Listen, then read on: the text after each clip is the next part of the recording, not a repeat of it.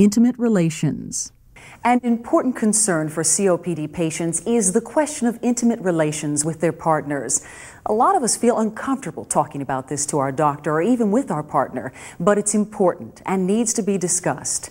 Sexuality and the ability to express that sexuality is critical to everyone, no matter how old we are or what kind of physical or emotional restrictions we have.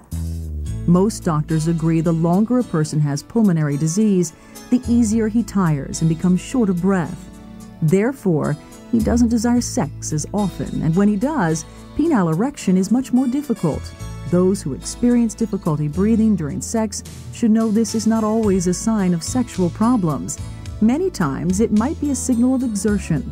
You need to be aware the more you become anxious or fearful about your shortness of breath, the worse it may get. Try to limit activities which contribute to shortness of breath prior to sex, like eating or other strenuous activities.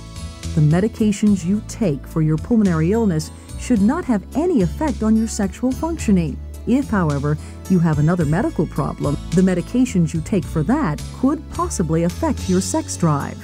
Medications for high blood pressure are one example. Things other than pulmonary problems can contribute to sexual dysfunction.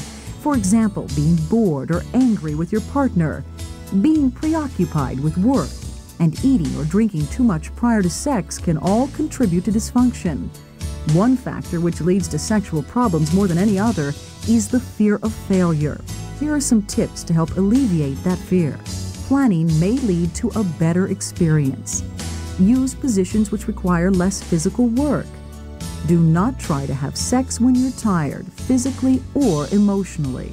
Do not eat a heavy meal or drink before sex.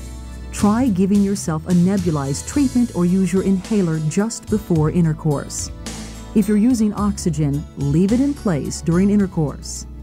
As always, stop immediately if you experience chest pain, faintness, or severe shortness of breath. If you experience any symptoms you consider extreme or unusual during sex, please talk to your doctor.